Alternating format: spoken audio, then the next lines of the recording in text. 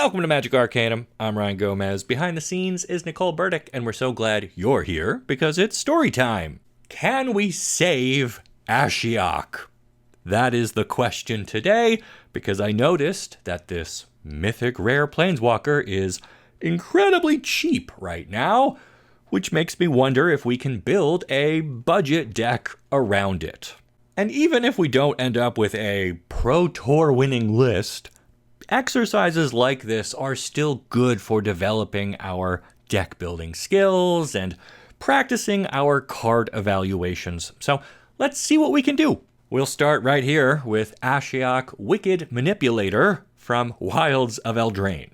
If you would pay life while your library has at least that many cards in it, exile that many cards from the top of your library instead.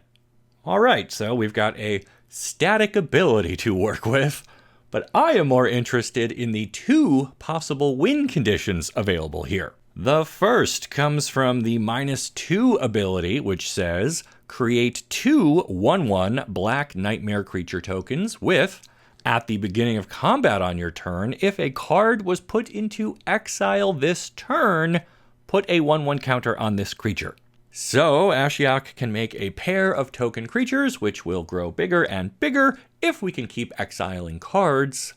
And note, they don't have to be our cards, or even cards in play, okay? So we have a lot of flexibility in getting those triggers.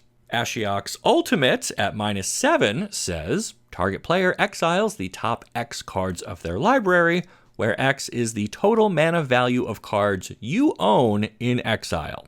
Okay, so this one is a bit harder to set up, but if we manage to exile our opponent's entire deck, that's the same as milling them out, so we will win the game without having to partake in combat. Finally, Ashiok's +1 works with both of the other abilities by exiling one of the top 2 cards of our own deck, so that will put counters on our nightmare tokens, or increase the effectiveness of the ultimate while building up to that important 7 loyalty. With all of that in mind, how would you start to build around this planeswalker? Really take a minute and think about it. You can pause the video if you need to. I'm not going anywhere.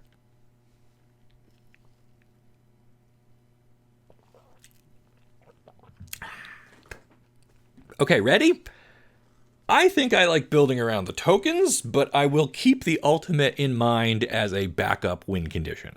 There are a lot of ways to exile things in Standard, and as I said earlier, they don't even have to be our own things, but let's start there anyway. Adventures! These were in Wilds of Eldraine, same as Ashiok, so it's a natural starting place. Virtue of Persistence goes to exile when we cast Locthwain's Scorn, which would grow our nightmare tokens and also put 7 mana value into exile, which represents a huge chunk of our opponent's deck if we end up going for that ultimate.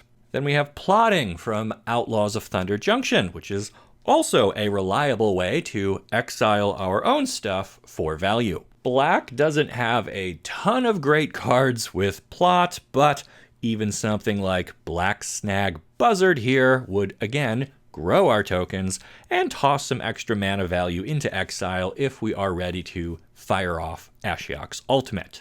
What about Deep Cavern Bats?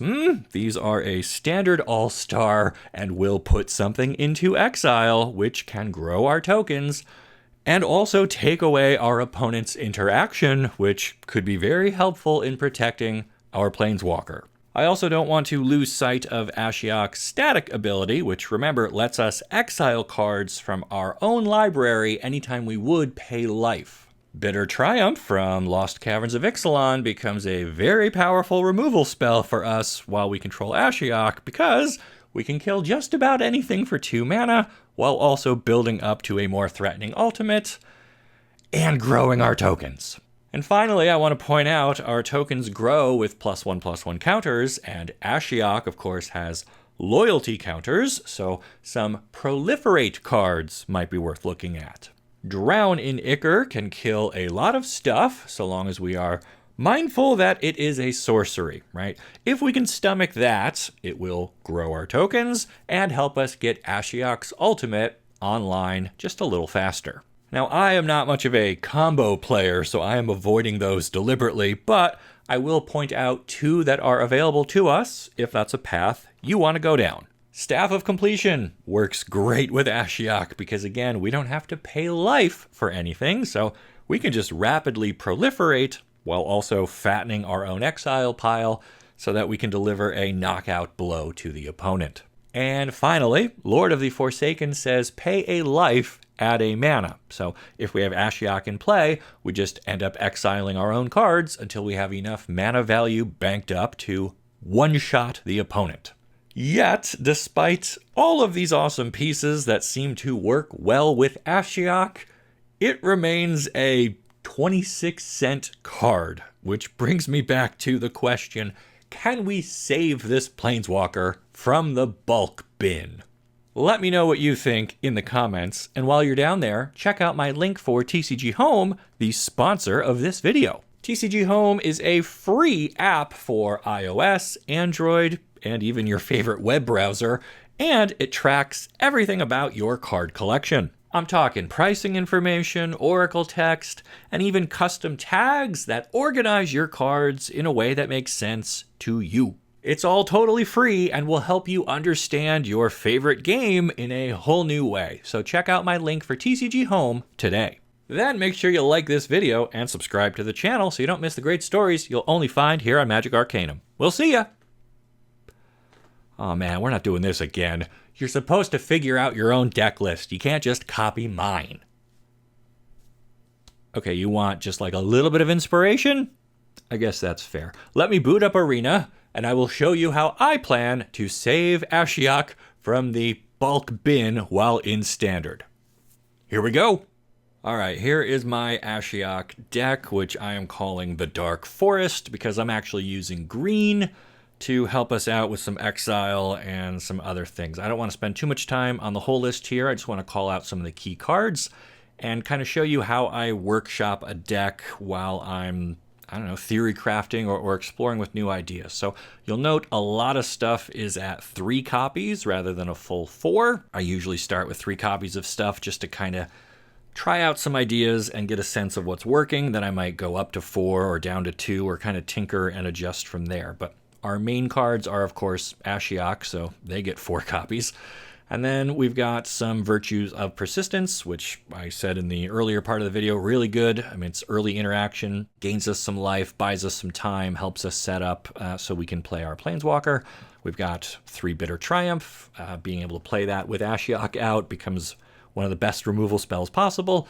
But in case we don't have Ashiok, I don't want to be bleeding myself out of life, so I'm also trying some copies of March of Wretched Sorrow, which can gain us more life back. Now, it doesn't work great when this goes into exile because it only has a mana value of 1, so it's not really helping us a whole lot with the ultimate coming off Ashiok, but that's okay. We've also got Tear Asunder, which can exile our opponent's stuff. Doesn't build up our own ultimate tally, but it's a good way to grow our own tokens and get rid of threats and stuff like that. Other neat tricks, I've got some copies of sagas in here that will exile themselves and then come back to the battlefield. So if I time that right, it can be really good for setting up my tokens. And something like Mosswood Dread Knight here with his adventure, which I said was good. This is kind of the card that put me on black and green, actually, because this card is so strong. And then I'm also putting a few Hard Bristle Bandits in here to try and ramp just a little bit faster. If we can get Ashiok down a turn earlier, that's even better. But that's the deck. It's black and green, a lot of removal, some good value cards, some ways to kind of dig through our deck to find pieces. And we're going to try to set up Ashiok, make some tokens, grow them each turn, protect them from opposing threats or get blockers out of the way, and just keep pressuring our opponent. And if that doesn't work, then maybe we ultimate Ashiok and just devour their entire library. Let's see how we do. All right, here we go. First game with the Dark Forest. We've got 2 lands, a Virtue, some bandits. I think we can make this work. Let's give it a shot. We're playing against Gryffindor and a 130 card deck. Oh boy. Well, I don't think Ashiok's ultimate is going to be doing us a whole lot of good. Why does this always happen? Whenever I play a new deck, try to show what it's capable of. I get matched with the most interesting opponent.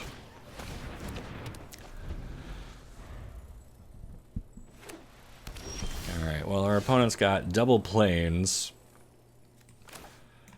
So I think we actually tap our bandit for mana, play our Deep Cavern Bat. That's going to be a crime.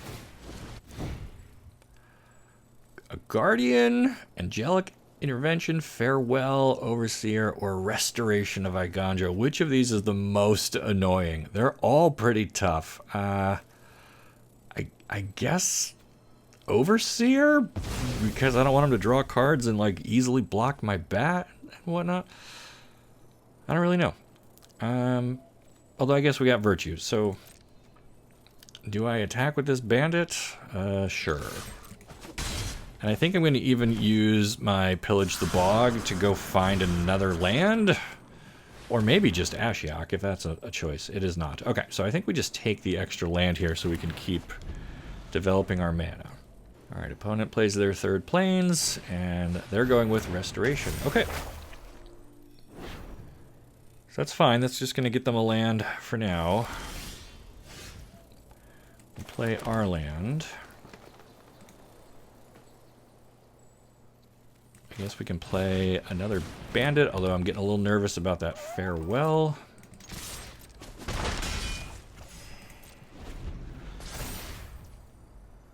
Alright, they can discard something, and if they do, they get to put something in to play tapped. So they have a Jetmir's Garden. So is this a mono-white deck, or do they just draw the white portion of their 130 cards? I'm very curious to see.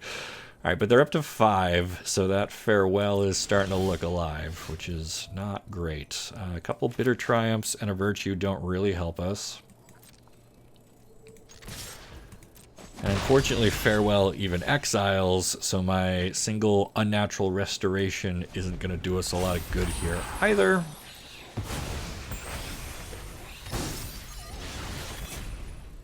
I'm kind of banking on them not farewelling because they'll lose their own Architect, which maybe discourages them, but we'll see. I think if I'm the opponent here, I play this Guardian of Girper and exile my Architect, which resets it as a Saga again. There they go. Yep. Which in hindsight, I probably should have just killed in response, but...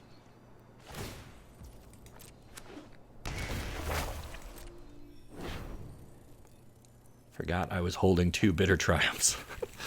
Alright, so they're filling up on lands. Okay. So I kind of like using the Virtues here.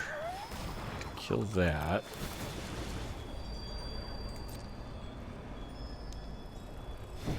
And again, I should have tapped the bandits. I wasn't really thinking about how Auto Tapper was going to do me dirty, but it's okay.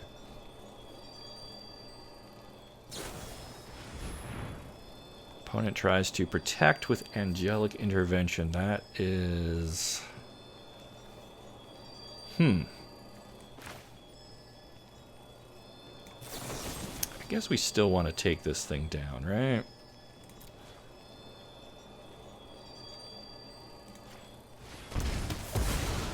So unfortunately now our Virtue fizzles.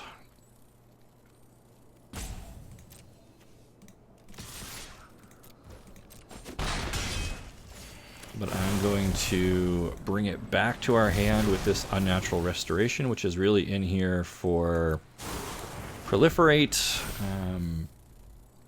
But it might end up being good here. I just didn't want this to be in the graveyard if they fare well, because they exile the graveyard and then we lose our Virtue. So, alright, so as expected, opponent fires off the Farewell, exiles everything. Alright, so that leaves us with no... no threats, but we're up 20 to 12, and we've got answers in hand for just about anything they can do. Farmhand, alright.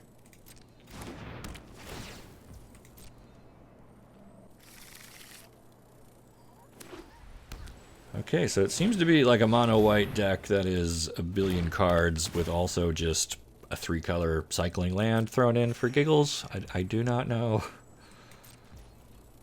Alright, I think we're going to use Bitter Triumph to get rid of the Architect. And then, ooh, we find an Ashiok. We only have 6 mana, though. So do we play it? We can't really protect it.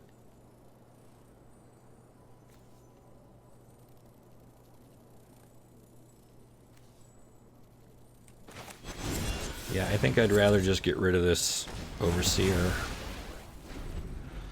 I mean, in case we weren't under a ton of pressure, we could have waited to draw a 7th land, so we could have double spelled, but I don't know. Oh my gosh, they have a mountain. They have a multicolor deck. They are playing more than just white cards, which means these 4 could be anything. Well, it's just another angel. Okay. And an Aurelia. Okay, so this is a 130 card angel deck. How did I not see that coming? Man, again, really wishing I had one more land so I could Ashiok and drown. So do I just take out Aurelia here while I can? I think I have to. This game is way too close for being up against a huge pile of cards. I should not be sweating this much. Okay, we're okay. We're fine. They're just gonna. What does this need? 6, but they're gonna go find another land and play it. So they're gonna have enough to. Oh my god! Oh my god! We're gonna lose to Gryffindor's mammoth angel pile. Oh no! This can't be happening. A second Ashiok. Well. Yeah, this is embarrassing. This doesn't get me anywhere. Even if I make the tokens, they won't block the flyers. Even if I draw my top cards, I don't... Yeah, none of these are gonna do it. Well, this town ain't big enough for the 2 of us. Good game, opponent. You got there with your giant stack of angels. No. Let's try again.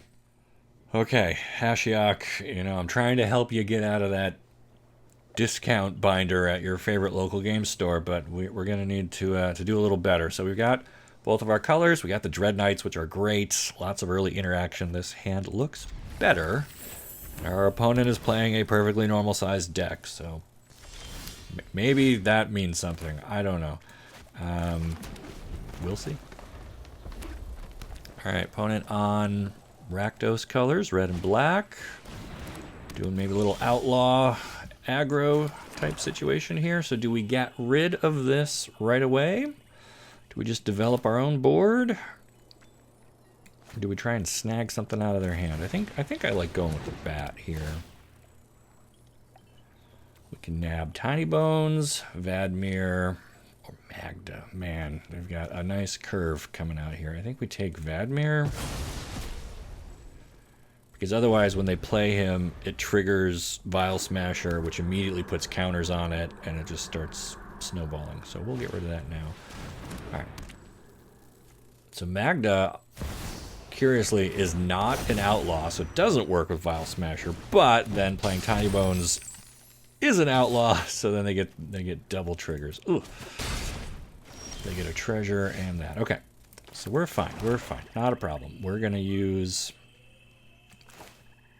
our Saga to get rid of Tiny Bones. And we even gain 1 point of life back. How great is that? All right, 1917. I think our deck is just a little bit bigger than theirs, so it's okay if they go aggro here. We're gonna start dropping our own Dread Knights. We can exile stuff. We can.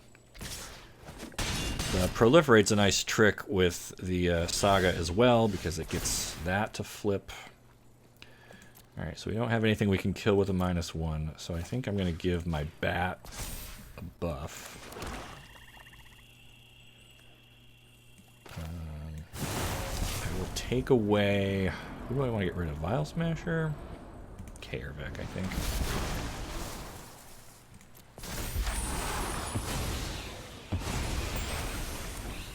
Saga gets to flip.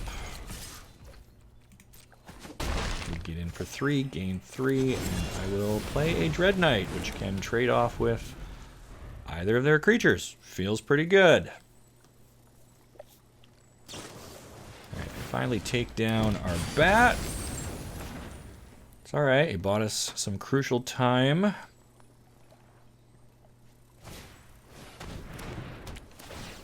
And we've got a Terra Sunder waiting to take out Vadmir if we need to do that, so we're okay. They can't really profitably attack into our board.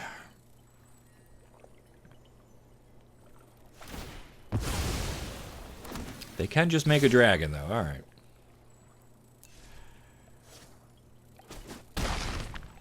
That is unfortunate. And so again, I find myself in the awkward spot where playing Ashiok doesn't actually help against a dragon.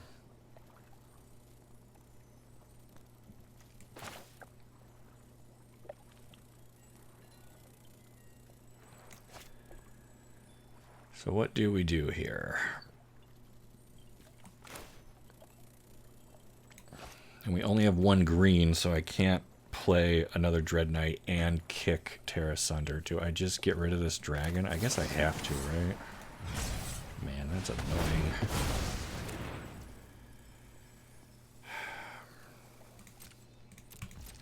Okay, well, if they're holding 2 lands, we're okay.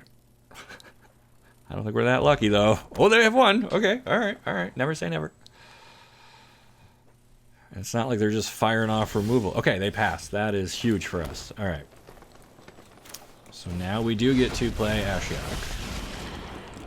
And create our 2 Nightmare tokens. Go and drink deep of sorrow. And so this might be where we turn the page here. If we can just dodge like 1 more aggressive turn. Start growing our tokens, start digging for more cards, play out the other Dread Knight. Okay. We have to discard that Dread Knight. Fine.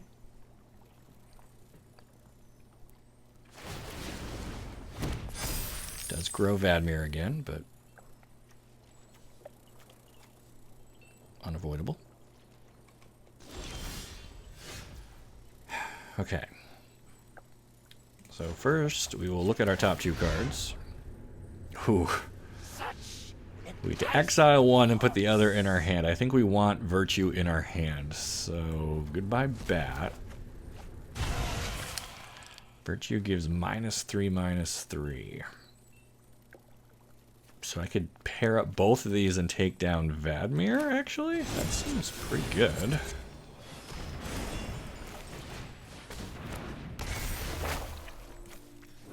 Now we don't have to worry about him anymore. Start a combat, both of our nightmares grow. And now we'll just pass. Opponent's still hitting lands. You love to see it.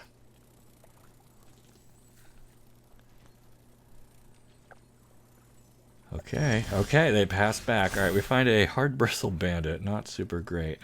So again, nothing to really pick off with the -1. I think I'm just going to gain some life here. And then we will use Ashiok's +1. So much drama. Do we exile Pillage and take the land so we can play Virtue? Yeah, I think that's actually fine.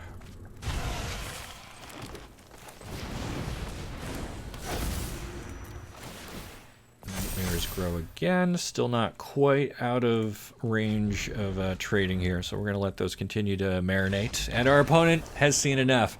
Ashiok actually got there. The Dark Forest takes down its first opponent. Let's see if we can get one more. Alright, here we are again, the Dark Forest. We've got technically both of our colors, which is good because we have a handful of black cards. 1 black source. I think we can make this work. We're going to open up with Restless Cottage. Now, I said in the earlier part of the video, we're kind of building like a budget deck. I mean, the idea was to build around a budget planeswalker. I don't know what Restless Cottage goes for. I mean, it's technically a rare, but if you don't have one, don't put one in your deck. You don't have to have it. Okay, we're up against some sort of merfolk situation here. I guess we take Nikanzil away from them. Maybe should have took Make Disappear, prevent them from interacting with our second bat. Yeah, now they're just gonna wait. That's okay, we can wait too. We got them on a clock, a 20-turn clock. Still a 20-turn clock. Oh my god. Hey, okay, they pass back. So yeah, they're just gonna hold on to that Make Disappear, but joke's on them. We now have 2 extra mana to cover it, so...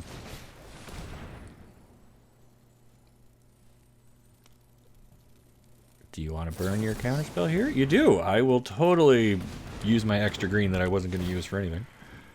So now we really just like 2 for 1 of them in a way. Alright, this I don't think I'm worried about. That I'm not super worried about. I guess we take away their only creature. Winter Thorn Blessing. Put a 1/1 counter. Tap up to 1 target creature you don't control. Blah, blah, blah. Okay, yeah. I mean, they're going to play... Oh, what they just drew.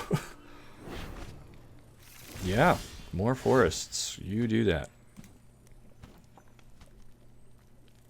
Alright, well. Get in for 2. Play a bandit.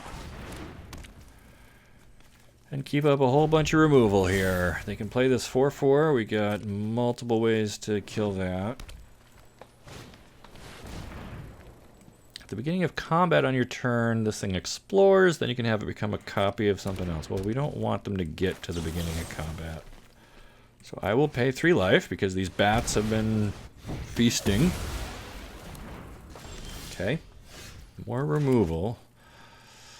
Would have loved to found like an Ashiok there. Would have been great, but... Alright, do we just animate the cottage? I guess that makes sense.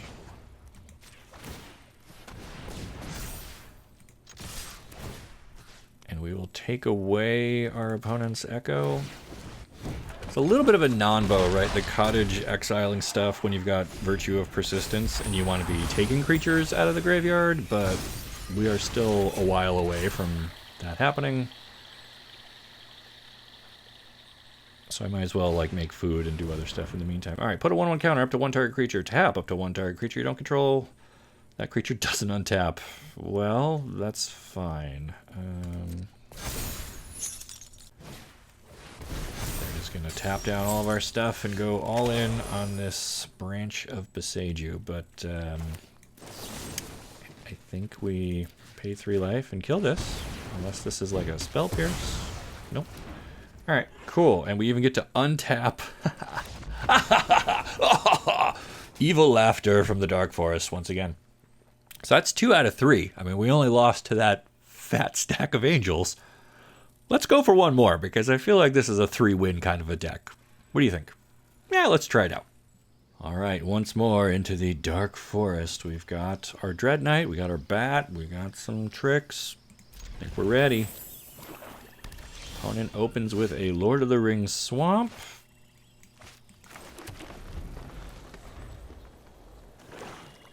They got Wanted Tiny Bones sleeves. Case of the Stashed Skellymans. Okay. Well, let's take a peek at their hand and see if we can take them off of a turn 3 play. Trespassers are annoying. Go for the throat, though. They'll just kill the bat and get that right back. It does kind of ruin their curve. Or this disguised hunted bone brute. Or our opponent just concedes because we take too long with our bat. Well, that's a win, but I guess we'll just try 1 more actual game. Man, I guess the bats are just way too strong. Alright, opponent's going first this time. We've got 4 lands, the ability to dig for whatever we want, an Ashiok, and a little bit of early sorcery speed removal. Not our strongest opening, but, again, Pillage the Bog. Another very good card. That works great with our colors. It's got the plot on it, so in a pinch we could, I don't know, exile something with the Ashiok tokens. I like it. I like it. Alright, opponent. Riveteer Overlook into a swamp and a forest into Shigeki. Very cool. Unfortunately, he is going to face the Scorn of Lochthwain. That's what happens. I like we got the fairies showing down up here too. We got the green one versus I got the evil fairy. You can't quite see it because my own bald head is blocking it, but it's there. Alright, opponent Field of Ruins on our cottage. So I think we go for, I don't know, just another swamp. Not a huge problem. Like, that's a nice card to have, but I don't... It's not crucial to our strategy. Oh. Okay. Sure. So do we bog here and dig 6 and find something? I guess we don't really know what we're up against yet here, so we will just gain some life and get ourselves set up to flip our saga. Tortoise. Oh, they're doing the land thing. Okay,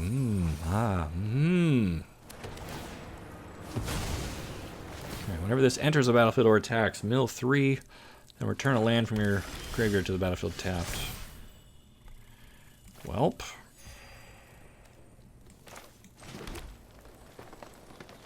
I mean, we could just drown this guy. I think that's alright. We also get to flip up our saga 1 turn earlier. And this might also be a good opportunity to fire off our pillage. Now that we know we might want to be exiling some of their stuff, I kind of like picking up Tear Asunder here. Like, we're going to need to get rid of this Virtue, probably. Or if they have another turtle. Alright, they have their own Virtue. Cool, cool, cool, cool. And an Honest Rudstide. Sure, you get your turtle back. That's... turtle power. Okay. So what do we do here? I think we can actually get our Ashiok out and make the tokens. I mean, if Rudstein wants to attack in, I guess we give up 1 token to protect Ashiok. Or maybe we don't. Maybe we keep these. I don't know. Let's see what they want to do. So another kind of weird bit, right? Like, these tokens trigger at the beginning of combat. And like Restless Cottage, when we attack, we get to exile something, but... Alright, so how badly do we want to keep this Ashiok? I guess pretty bad. Because it's our best source of card advantage right now. Ooh, okay. Alright. When I win, you're telling me what you know. Alright, so we lose both tokens. Sacrifices Shame. must be made. We could just make 2 more tokens. That's alright. Leave no mind unspoiled. So do I want to kill their Lily? Kill this thing? Ugh. I guess I gotta get rid of this, right? Because otherwise they're gonna get a ton of lands. And then I'll play that. And then do I also want to... I think we save the Tear Asunder for the turtle. That's what we do. Alright, so these are going to grow. And we hold our instant speed interaction for the turtle.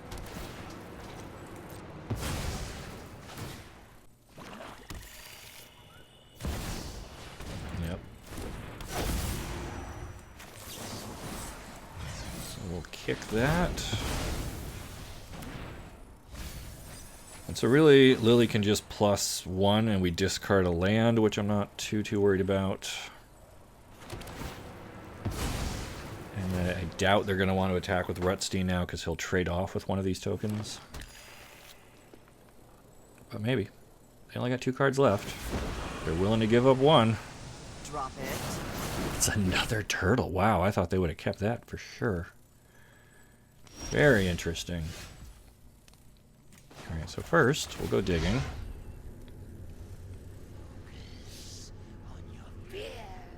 I guess we exile this Dread Knight.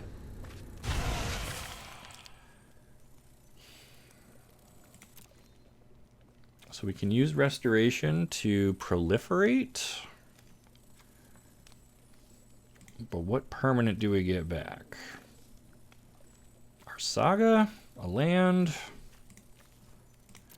I guess we want the land here, right? Because they seem to be kind of afraid of this thing. Although they got Field of Ruin again, so... yeah, that's fine. I mean, I guess we can even draw...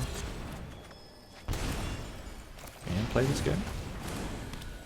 Alright, so these are going to both grow. And so, do we go after their Lily? I think so. Might be overkill, but... Whatever.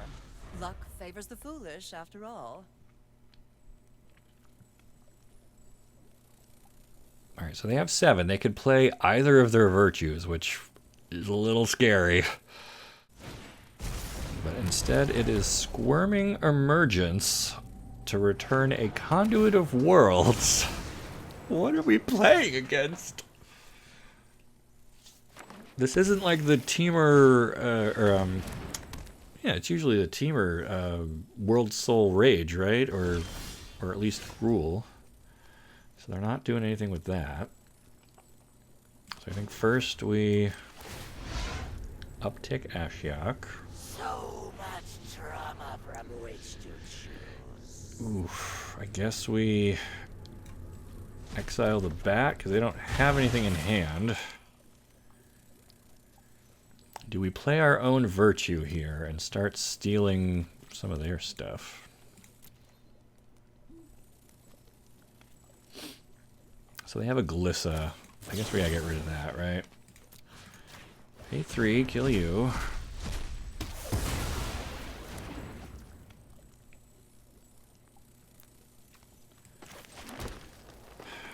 So now we can't play the virtue, so I think we animate Cottage. Because they can't blow it up. These grow. I think we just send everything at face. And what do we need to exile here? Probably their Glissa? What else did they even have,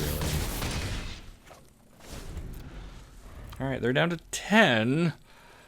But they've got Conduit, which lets them play non-land permanents out of their graveyard, blah, blah, blah. They've got 2 virtues sitting in exile, although I guess playing either of them doesn't really affect the board in a meaningful way. Even if they attack Ashiok with Rutstein, doesn't die. I don't want to jinx it, but I think we're doing all right. Alright, so they go for Virtue, which gives them access to a bit more mana, but I don't think that changes the math. Ooh, and we pick up March. Okay. So we will look at our cards. And it wouldn't have mattered. We would have took the proliferating Drown in Ichor there, buffed up our whole team again, and swung for the win. That's a pretty good showing for this deck. Let's take one more quick look at the list and share some final thoughts. All right, so final score for the Dark Forest was like 3 out of 4, 4 out of 5. If we count that one who conceded on like turn 2. I'm pretty happy with that for being ostensibly a budget deck, or at least built around a 25-cent planeswalker that you can grab pretty cheap at your local game store or online or whatever. And then the rest of it, I mean, okay, March is like a rare. I understand if you're building this deck on Arena, the wild cards are going to get you because there are some rares in here between the lands and some of our other cards, but build with what you've got. And some of these are old enough that they might be in your collection already. I mean, March is several years old at this point, and you don't have to use the fancy art version. But I mean, this is just a nice kind of catch-all that gains us some life and buys us some time. And then we have a ton of 2-drops. This deck is really efficient with its mana. Bitter Triumph, as we said, works great when Ashiok's in play because it doesn't cost us any life. But even when that Planeswalker's not around, this is still just a really strong removal spell. Backed up with the Deep Cavern Bats, we get to interfere with our opponent's curve and, deny them the ability to mess with us. And these are just so good. They're the linchpin for a lot of decks, but they especially work here for us. Couple copies Drown in Ichor. Again, really just wanted some proliferate cards, and this kind of fit the bill. Also just a reasonable removal spell. I don't think there's too many indestructible things out there in Standard right now. I don't love that it's a sorcery, but that's the trade-off for getting extra counters on our tokens and our Planeswalker. Life of Toshiro. I've never really been confident which way we pronounce that.